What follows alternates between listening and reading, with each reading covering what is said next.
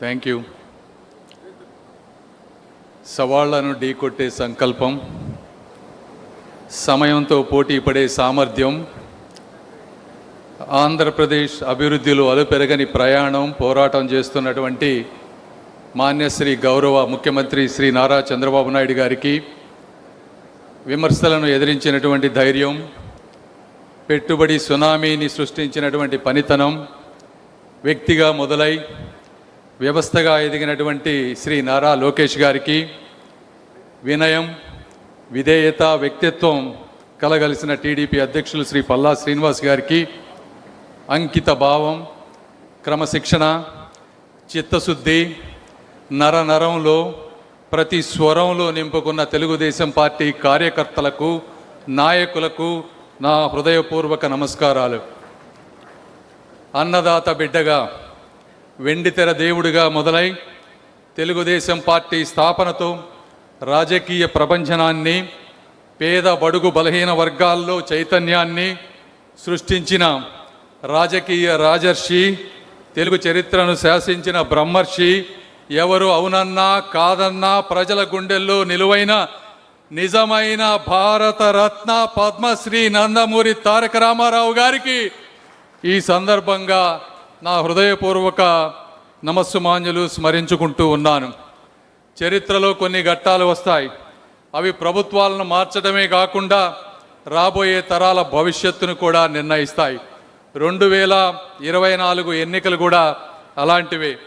ఆంధ్రప్రదేశ్ అభివృద్ధి వేగంగా జరగాలంటే రాష్ట్ర దూరదృష్టి, దృఢ సంకల్పం, కేంద్ర సహకారం తప్పనిసరి అని నమ్మిన గౌరవ ముఖ్యమంత్రి గారు భవిష్యత్తు తరాల కోసం తీసుకున్నటువంటి ఒక వ్యూహాత్మక నిర్ణయమే 2024 ఎన్డీఏ కూటమి. విచ్ఛిన్నమైనటువంటి ఒక రాష్ట్రాన్ని మళ్ళీ దేశంలోనే ఒక అగ్రగామిగా నిలబెట్టే పునర్నిర్మాణ మహాయజ్ఞం. ఈ కూటమి ప్రభుత్వ లక్ష్యాలు స్పష్టం. కోల్పోయిన పెట్టుబడులను మళ్ళీ తీసుకురావటం, నిలిచిపోయిన ప్రాజెక్టులకు మళ్ళీ ప్రాణం పోయటం, ప్రతి కేంద్ర రూపాయిని కూడా రాష్ట్ర అభివృద్ధిగా మార్చటం, యువత మళ్ళీ తమ కలలను ఆంధ్ర నేలపై నిర్మించుకునే విధంగా చేయటం మన ప్రభుత్వ లక్ష్యాలు. మన హక్కులను మనం సగర్వంగా సాధించుకుంటూ కేంద్రం నుంచి మునుపెన్నడూ లేని విధంగా నిధుల ప్రవాహాన్ని తెచ్చుకుంటూ ఒక సరికొత్త విజయ ప్రస్థానాన్ని మనం మొదలుపెట్టాం. ఈ మహాసంకల్ప యాత్రలో మొదటి అడుగు 5 అక్షరాల్లో నిండిపోయిన 5 కోట్ల ఆంధ్రుల కళ అమరావతి. అమరావతి గవర్నమెంట్ మనం వచ్చిన వెంటనే 15,000 కోట్ల రూపాయలు కేంద్ర బడ్జెట్లో పెట్టారు.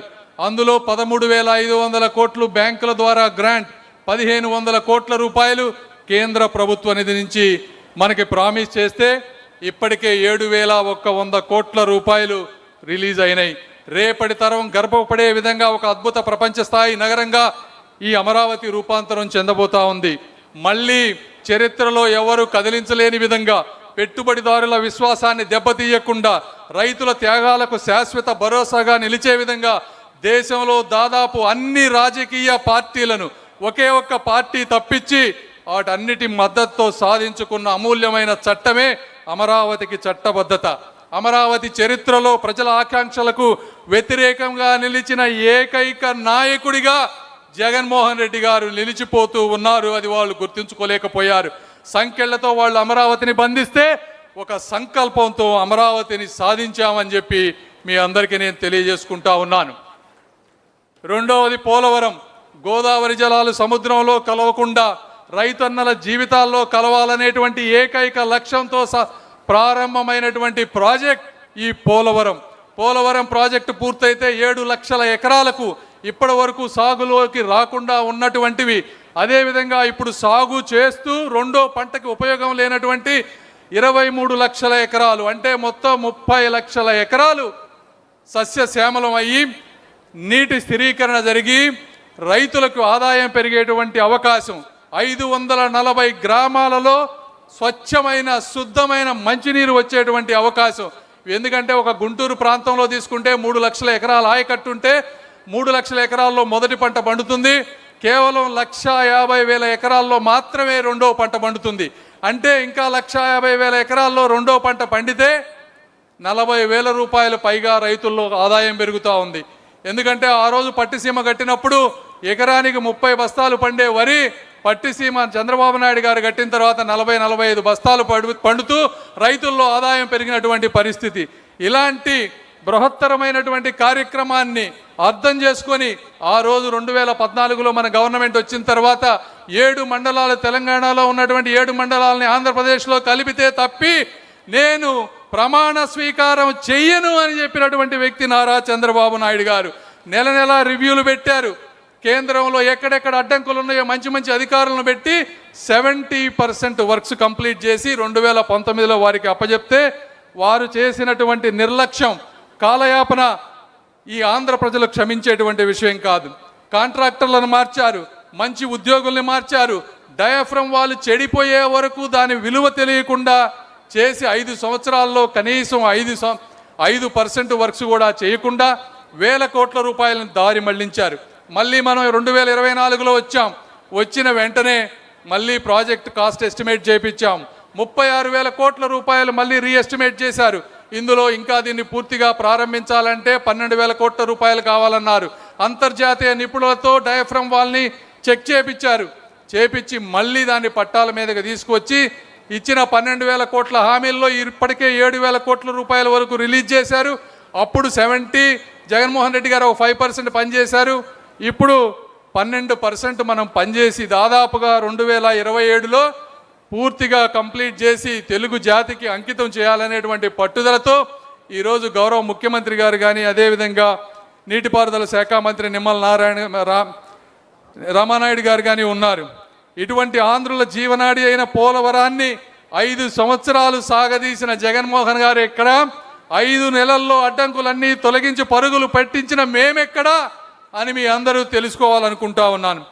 మూడవది వైజాగ్ స్టీల్ ప్లాంట్, విశాఖ ఉక్కు, వేల కుటుంబాల ఊపిరి, 1,00,000 మంది కార్మికుల చెమటతో ప్రజల పోరాట పటిమతో స్థాపించుకున్న ఆంధ్రుని హక్కు ఈ విశాఖ ఉక్కు.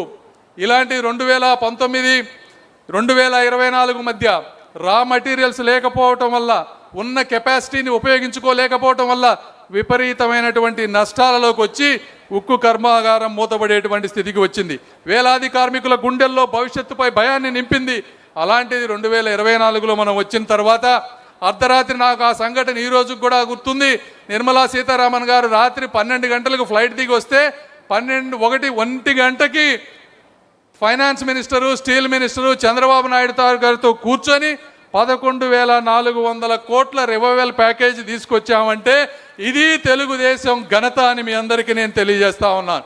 అవే కాకుండా స్టేట్ నుంచి ఇవ్వాల్సినటువంటి వాటర్, పవర్, ట్యాక్సెస్ అన్నీ రిలీవ్ చేసి ఈ రోజున 3వ బ్లాస్ట్ ఫర్నెస్ను కూడా స్థాపించి మొట్టమొదటిసారిగా మళ్ళీ 50 కోట్ల రూపాయల ప్రాఫిట్ని తీసుకొచ్చేటువంటి పరిస్థితిని కూడా స్టీల్ ప్లాంట్ని తీసుకొచ్చామని మీ అందరికీ తెలియజేస్తా ఉన్నా.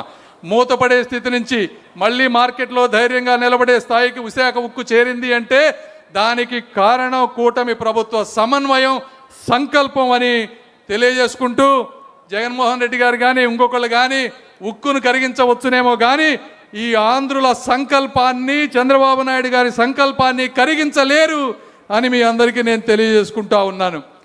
అదేవిధంగా ఈ పథకాలు తీసుకుంటే సెంట్రల్ స్పాన్సర్డ్ స్కీమ్స్, ఈ దేశం అభివృద్ధి చెందాలని విస్తృతమైనటువంటి నిపుణులతో అనేక కమిటీలు వేసి ప్రతి రంగానికి, ప్రతి వ్యవస్థకి, ప్రతి వ్యక్తికి కూడా స్కీమ్స్ను పెట్టి అనేక సెంట్రల్ 60-40 కానీ 50-50 భాగస్వామ్యంతో అనేకమైనవి తీసుకువచ్చారు. ఆ రోజు మనం 2014-19లో ఉన్నప్పుడు జాతీయ ఉపాధి హామీ పథకాన్ని ఉపయోగించుకొని ఆ రోజు నారా లోకేష్ గారు ముఖ్యమంత్రిగా, మన పంచాయతీరాజ్ శాఖ మంత్రిగా ఉన్నప్పుడు ప్రతి గ్రామంలో, ప్రతి SC/ST కాలనీలో, ప్రతి BC కాలనీలో సిమెంట్ రోడ్లు వేయించిన ఘనత కూడా మనమే తెలియజేస్తూ ఉన్నాను.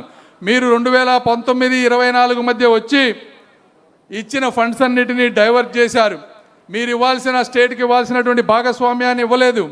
ఈ విధంగా ఒక సమన్వయం లేకుండా చేస్తే మేము వచ్చేటప్పటికి ఆ స్కీములను బాగు చేయాలంటే 12,000 కోట్ల రూపాయలు మనమే తిరిగి చెల్లించి మళ్ళీ దాదాపుగా ఆగిపోయిన 94 స్కీమ్స్లో 82 స్కీమ్స్ని ఈ రోజున మళ్ళీ తీసుకొచ్చాం. వీటిల్లో ఎన్నో రకాల స్కీమ్స్ ఉన్నాయి కానీ నేను 1-2 ఉదాహరిస్తాను. ఇందులో మొదటిగా జల్ జీవన్ మిషన్, ప్రతి గ్రామీణ కుటుంబానికి ఫ్లోరైడ్ బారి నుంచి విముక్తి కలిగిస్తూ ఇంటింటికి శుద్ధమైన తాగునీరు అందించాలనే లక్ష్యంతో ప్రారంభించినటువంటి ఒక ప్రజా ఆరోగ్య విప్లవం జల్ జీవన్ మిషన్. దేశం మొత్తంగా 2 లక్షల కోట్ల రూపాయలు ఈ స్కీమ్కు పెట్టారు. మన రాష్ట్రానికి జగన్మోహన్ రెడ్డి గారు ఉన్నప్పుడు 14,000 కోట్ల రూపాయలు ఇచ్చారు. దాది 50-50, అంటే మనం కూడా కనీసం ఇంకో 10,000 కోట్ల రూపాయలు ఖర్చు పెట్టుంటే ఈ రోజున ప్రతి గ్రామంలో కూడా నీరు వచ్చేది. అయితే జగన్మోహన్ రెడ్డి గారు కేవలం 3 నుంచి 4,000 కోట్ల రూపాయలు ఖర్చు పెట్టి, అది కూడా ఆ ఖర్చు పెట్టినవి కూడా సస్టైనబుల్ వాటర్ రిసోర్సెస్ నుంచి తీసుకోకుండా ఎక్కడికక్కడ బోర్లు వేసి, ఆ వేసిన బోర్లు కూడా ఈరోజు ఎండిపోయేటువంటి పరిస్థితి. అంటే వాడుకున్న ఆ తక్కువ నిధులను కూడా సమర్థవంతంగా ఉపయోగించుకోలేని ఒక అసమర్థ పరిపాలన చేసినటువంటి వ్యక్తి జగన్మోహన్ రెడ్డి గారు. మనం వచ్చిన తర్వాత ఈ 2 సంవత్సరాల్లో 2 లక్షల కొత్త ట్యాప్ కనెక్షన్స్ ఇచ్చాం. అదేవిధంగా ఈ స్కీమ్ పూర్తిగా ఆగిపోతే గౌరవ ముఖ్యమంత్రి గారు ప్రధానమంత్రి గారిని జలశక్తి మినిస్టర్ని అనేక సార్లు కలిసి మళ్ళీ ఆ స్కీము 2028 వరకు ఎక్స్టెండ్ చేసే విధంగా చేసి మొన్న మార్చి 26లో MOU చేసుకున్నాం. ఈ స్కీమ్ ద్వారా మళ్ళీ ఈ రోజున 2,600 కోట్ల రూపాయలు మన రాష్ట్రానికి వచ్చినాయని నేను తెలియజేసుకుంటా ఉన్నా. జగన్మోహన్ రెడ్డి గారికి కానీ ఎవరైనా సరే నీళ్లు అందించడం అనేది సంక్షేమం కాదు, ఇది ఒక ప్రభుత్వం యొక్క ప్రాథమిక బాధ్యత అనే విధానాన్ని జగన్మోహన్ రెడ్డి గారు గ్రహించలేకపోయారు. ఈ విధంగా జాతీయ ఉపాధి హామీలో ప్రతి సంవత్సరం రావాల్సినటువంటి నిధులు, అదేవిధంగా అన్యాయంగా నిలిపివేసిన 180 కోట్ల రూపాయల నిధులు 2019-24 మధ్యలో తెలుగుదేశం పార్టీ వాళ్ళు కానీ ఇంకొకళ్ళు కానీ చేసిన నిధులను ఆపివేస్తే 180 కోట్లు మనం తీసుకొచ్చాం. అదేవిధంగా అడవుల్లో కొండల్లో నివసిస్తూ శతాబ్దాలుగా అభివృద్ధికి దూరంగా ఉన్న గిరిజన ప్రాంతాల్లో PM జన్మన్ పథకం ద్వారా పవన్ కళ్యాణ్ గారి నేతృత్వంలో ఈరోజు అనేక రోడ్లు ఇళ్ళు నిర్మించబడతా ఉన్నాయి. అదేవిధంగా ఇన్ఫ్రాస్ట్రక్చర్ తీసుకుంటే ఈరోజు రైల్వే ఒకప్పుడు మన రాష్ట్రానికి 1,000-2,000 కోట్ల రూపాయలు వచ్చాయి. గత 2 సంవత్సరాల్లో ప్రతి సంవత్సరం 10,000 కోట్ల రూపాయలు, అంటే ఈ ఒక్క 2 సంవత్సరాల్లోనే దాదాపు 20,000 కోట్ల రూపాయలు తీసుకొచ్చాం. 316 ROBలు RUBలు ఈరోజు కన్స్ట్రక్షన్ జరుగుతూ ఉన్నాయి. 73 అమృత్ భారత్ స్టేషన్లు నడుస్తూ ఉన్నాయి. 16 వందే భారత్ ట్రైన్లు ఉన్నాయి. డబులింగ్, ట్రిపులింగ్, క్వాడ్రిపుల్ లైన్స్ అవుతా ఉన్నాయి. 2,500 కోట్ల రూపాయలతో ఈరోజు అమరావతి రైల్వే నిర్మాణానికి అనుమతులు ఇచ్చారు. 2వ విడత పూలింగ్ వచ్చి భూమి వస్తే అది మొదలవుతుంది. సౌత్ కోస్ట్ రైల్వే జోన్ తీసుకొచ్చాం. అదేవిధంగా హైవేస్ గత 2 సంవత్సరాల్లో ఒక్కొక్క సంవత్సరం 12,000 కోట్ల రూపాయలు, అంటే కేవలం ఈ 2 సంవత్సరాల్లో 25,000 కోట్ల రూపాయలు నేషనల్ హైవేస్ నుంచి తీసుకొచ్చాం. ఒక 3 నెలల్లో అమరావతి రింగ్ రోడ్డు దాదాపు 25 నుంచి 30,000 కోట్ల రూపాయలతో అది కూడా శాంక్షన్ అవబోతా ఉంది. ఎయిర్పోర్ట్స్ మన మంత్రి గారు ఉన్నారు ఇక్కడ, వారు చెప్తారు. అయితే ఒక భోగాపురం ఎయిర్పోర్ట్ తీసుకుంటే మనం ఆ రోజున శంకుస్థాపన చేశాం. 5 సంవత్సరాల కాలయాపన చేశారు. 4,600 కోట్ల రూపాయల భోగాపురం ఎయిర్పోర్టు ప్రైవేటు పెట్టుబడి ఉంటే స్థలాలు ఇవ్వటం చేతగాక కేవలం 600 కోట్ల రూపాయల వర్కులు 5 సంవత్సరాలు చేశారు. వచ్చిన వెంటనే మంత్రి గారు గత సంవత్సరం 2,000 కోట్ల రూపాయల వర్కు, ఈ సంవత్సరం 2,000 కోట్ల రూపాయల వర్కు చేసి మొత్తం వర్కులు కూడా ఈరోజు పూర్తి చేసి త్వరలో ఓపెన్ చేయబోతా ఉన్నారు. అదేవిధంగా మనం ఈ ప్రభుత్వంలో భాగస్వామ్యం అయిన తర్వాత పూర్వోదయ స్కీమ్ అనేది కేవలం 5 రాష్ట్రాలకు ఇచ్చారు. ఒక కోస్టల్ కారిడార్ ఉన్నా, వెనకబడ్డ ప్రాంతాలు ఉన్నా ఆ ప్రాంతాలకు ప్రత్యేక ప్యాకేజ్ ఇచ్చినటువంటి పూర్వోదయ స్కీమ్.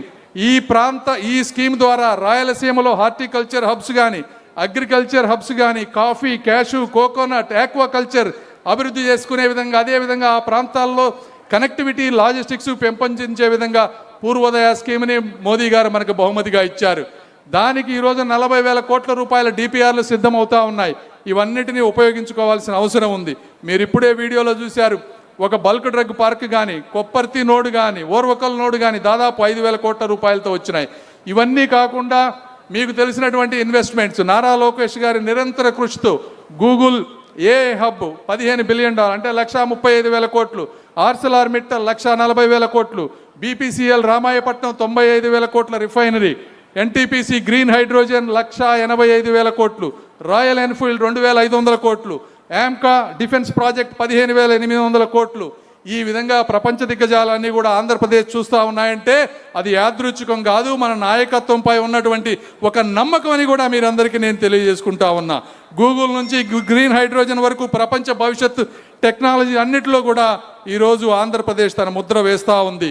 పెట్టుబడులు వస్తే ఉద్యోగాలు వస్తాయి, అవకాశాలు వస్తాయి, భవిష్యత్తు మారిపోతూ ఉంటుంది. ఇవి కాకుండా ఎన్నో ఉన్నాయి. సమయం తక్కువగా ఉంది కాబట్టి నేను చెప్పడం లేదు. ఒక అమృత్ వాటర్ స్కీమ్ కానీ, పిఎం సూర్య గారి ద్వారా పేదవాళ్ళకి సోలార్ పవర్ ఇవ్వటం కానీ, రాబోయే 750 ఎలక్ట్రిక్ బస్సులు కానీ, ప్రతి మేజర్ సిటీలో స్పోర్ట్స్ కాంప్లెక్స్లు కానీ, అదేవిధంగా ప్రతి మారుమూల గ్రామానికి 4G టవర్స్ కానీ, ప్రతి ఇంటికి ఆప్టికల్ ఫైబర్ కానీ, అదేవిధంగా పూర్తిగా మర్చిపోయిన టూరిజం, ఒక అఖండ గోదావరి, ఒక గండికోట, ఒక సూర్యలంక బీచ్, ఒక Nagarjuna Sagar Buddhist spiritual experience centre, ఒక అహోబిలం, ఒక బుర్రా కేవ్స్, ఇవన్నీ కూడా గత 2 సంవత్సరాల్లో తీసుకొచ్చినటువంటి ప్రాజెక్టులని మీ అందరికీ నేను తెలియజేస్తా ఉన్నా. నిన్నటి వరకు నిర్లక్ష్యానికి గురైన ఆంధ్ర పర్యాటక ప్రాంతం ఈరోజు సంస్కృతి, వారసత్వం, ఉపాధిని కలిపే అభివృద్ధి శక్తిగా రూపాంతరం చెందుతూ ఉంది. ఆఖరిగా ఇవి ఆంధ్రప్రదేశ్, ఇవి వచ్చినటువంటి అన్నీ కూడా ఇవి ఆంధ్రప్రదేశ్ ప్రజల పోరాటాలకు, శ్రమకు, సహనానికి దక్కినటువంటి న్యాయమైన ప్రతిఫలాలు. విభజనతో దగాపడినటువంటి ఆంధ్ర ప్రజలు చరిత్రలో మళ్ళీ సగర్వంగా తల ఎత్తుకొని నిలబడే అవకాశం మనకి ఈరోజు వచ్చింది. ఇది దేవుడిచ్చిన వరం, చంద్రబాబు నాయుడు గారి సంకల్ప బలం. ఈ వరాన్ని అందరం కలిసి వాడుకోవాల్సిన అవసరం ఉంది. ఇంతటి బలమైన కూటమి, ఇంత అనుకూలమైన తరుణం ఉన్న ఈ అవకాశాన్ని మనం వదులుకోకూడదు. నియోజకవర్గం నుంచి సచివాలయం వరకు, రాష్ట్రం నుంచి కేంద్రం వరకు ఒకే దిశ, ఒకే దృక్పథం, ఒకే సంకల్పంతో నడిస్తేనే 5 కోట్ల ఆంధ్రుల స్వర్ణాంధ్ర గమ్యం చేరుతుంది. అన్నిటికంటే ముఖ్యంగా ఆఖరిగా ఈ అమరావతి నుంచి పోలవరం వరకు, రహదారుల నుంచి రైతన్నల సంక్షేమం వరకు, మౌలిక సదుపాయాల నుంచి యువత విజయ పదం వరకు ఆంధ్రప్రదేశ్ పునర్నిర్మాణానికి కేంద్ర ప్రభుత్వం అందిస్తున్నటువంటి విశేష సహకారాన్ని ఈ సభ హర్షధ్వానాలతో అభినందిస్తోంది. ఆంధ్రప్రదేశ్ ఆశయాలకు అండగా నిలుస్తున్న గౌరవ ప్రధానమంత్రి శ్రీ నరేంద్ర మోదీ గారికి, కేంద్ర ప్రభుత్వానికి ఈ మహానాడు సభ సాక్షిగా కృతజ్ఞతలు తెలియజేసుకుంటూ ఈ అవకాశాన్ని ఇచ్చిన మీ అందరికీ ధన్యవాదాలు తెలుపుకుంటూ సెలవు తీసుకుంటున్నాను. జై తెలుగుదేశం.